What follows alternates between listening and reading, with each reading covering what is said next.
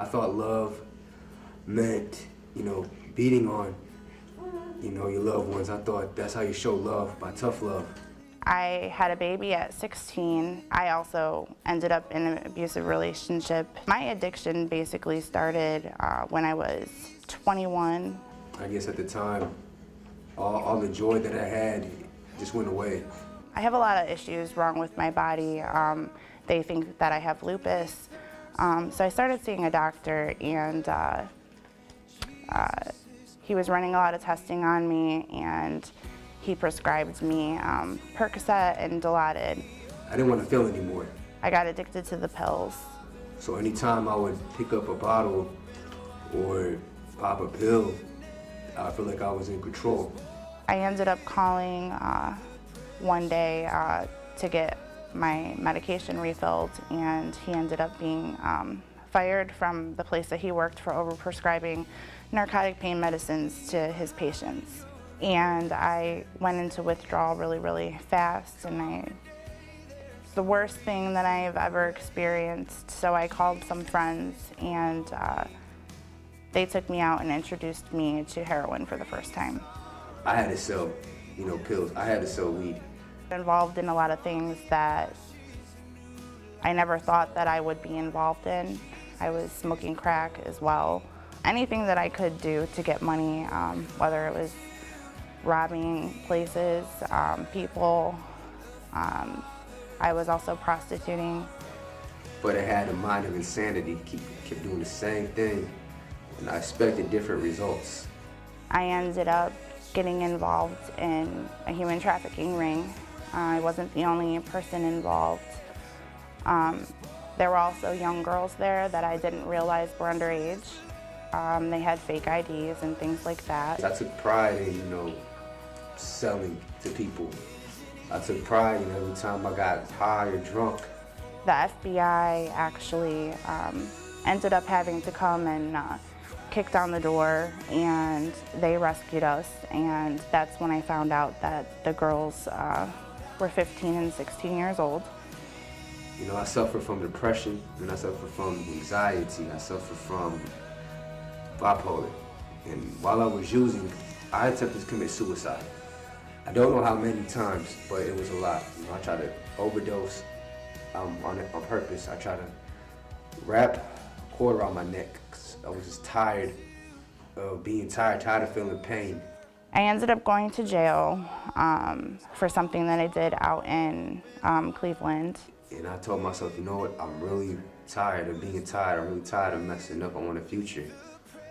And the only way I can do it is just surrender and give it all up. Overdosed 4 times in a matter of a month.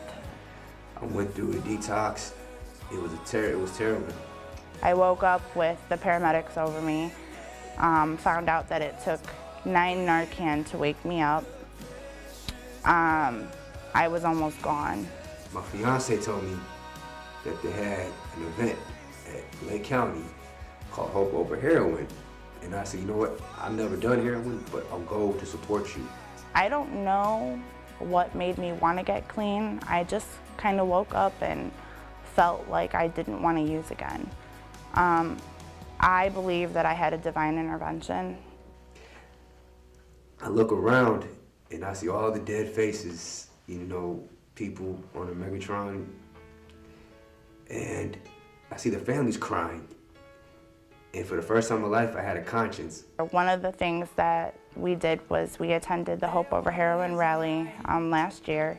But it's not too late to turn your life over, that God will forgive you. He's a forgiving person. He loves you no matter what you've done. So it doesn't matter that I've sold, it didn't matter that I used.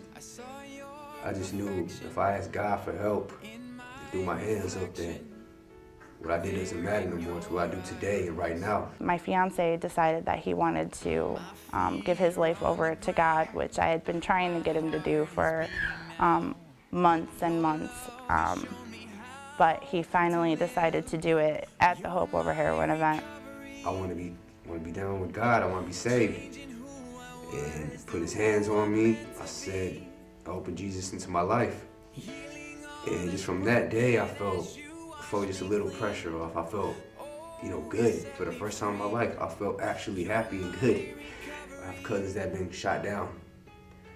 In that moment, I felt them with me. And they said everything's gonna be all right. And since attending Life Point, we have decided to raise our children in the Lord. And I want to get baptized. I wanted to be a new person again.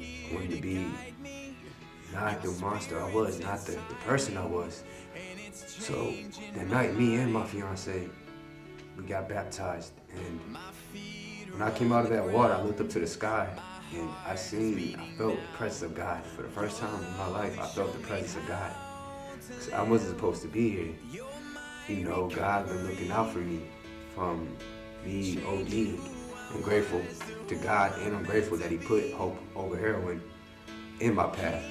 Because to be honest, I don't know if I didn't go to that event, might have been still feeling that same feeling that I had inside of me. And if I still had that same feeling and didn't let go of my pain, I'd probably be using right now. There's a light at the end of the tunnel, and it's gonna be a challenge, at first, because it's a new life. It's gonna be scary. But when they tell you need God in your life, or some higher power in your life to get through, it helps tremendously. The life that I was living before was miserable. I went through a lot of rough things, and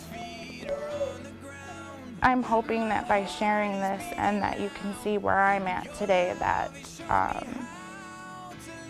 I can help save someone. Because to now that life I have clean and sober, I wouldn't trade it for anything. This the time is right now. I wanted to ask you,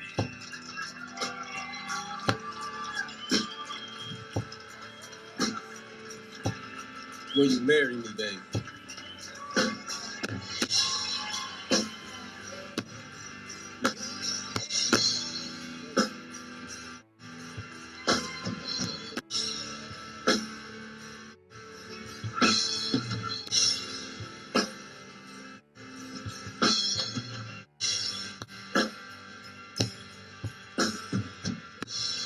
Thank you, Pastor Ken, for allowing me to do this.